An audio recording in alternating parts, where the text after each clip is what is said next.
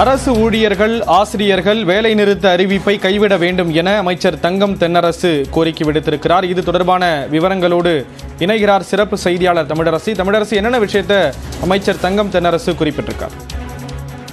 ஸ்ரீராம், பல்வேறு கோரிக்கைகளை வலியுறுத்தி ஜாக்டோ ஜியோ அமைப்பு சார்பில் வரும் பிப்ரவரி 15ஆம் தேதி முதல் ஒரு நாள் அடையாள வேலைநிறுத்த போராட்டம் நடத்துவது எனவும், அதே போல 26ஆம் தேதி முதல் காலவரையற்ற வேலைநிறுத்த போராட்டத்தில் பங்கேற்பது எனவும் முடிவு செய்யப்பட்டிருந்தது. இந்த நிலையில் இன்று தலைமைச் செயலகத்தில் ஜாக்டோ ஜியோ அமைப்பினர் அமைச்சர்களை சந்தித்து பேசினர்.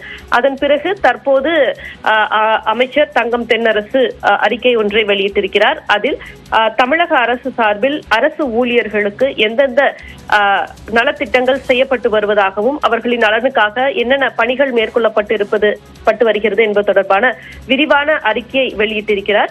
மேலும் அந்த அறிக்கையில் மிக முக்கியமாக, அதாவது பல்வேறு வகைகள் அரசு அலுவலர்களின் நலனுக்காக பல முன்னெடுப்புகளை தமிழக அரசு மேற்கொண்டு வருவதாகவும், பல கோரிக்கைகளையும் நிறைவேற்ற வேண்டும் என்ற எண்ணம் இருந்தாலும் தொடர்ச்சியாக தமிழ்நாடு அரசு 2 பெரிய இயற்கை பேரிடர்கள், அதே போல நிதி நெருக்கடிகளுக்கு இருக்கக்கூடிய நிலையில் மாநில அரசு தற்போது மேற்கொள்ள வேண்டிய சூழல் காரணமாகவும் சரக்கு மற்றும் சேவை வரி இழப்பீட்டிற்கான மாநில அரசிற்கு வழங்கப்பட்ட இழப்பீட்டு தொகை ஆண்டிற்கு 20,000 கோடி ரூபாய் நிறுத்தம் போன்றவற்றின் காரணமாக மாநிலத்தில் நிதி பற்றாக்குறை சற்று அதிகமாகி உள்ளது என்றும், எனவே அரசு வருவாயை பெருக்கி நிதி நிலைமை சீர் செய்ய உயர்த்திட தேவையான நடவடிக்கைகளை மேற்கொண்டு வருவதாகவும் குறிப்பிட்டிருக்கிறார். எனவே விரைவில் நிதி நிலைமை சீரடைந்தவுடன் அரசு ஊழியர்களின் கோரிக்கை படிப்படியாக நிதி நிலைமைக்கு ஏற்ப அரசு பரிவுடன் பரிசீலிக்கும் என அவர் அந்த அறிக்கையில் தெரிவித்திருக்கிறார். அரசின் பல்வேறு நலத்திட்டங்களை அடித்தட்டு மக்களிடம் கொண்டு சேர்க்கும்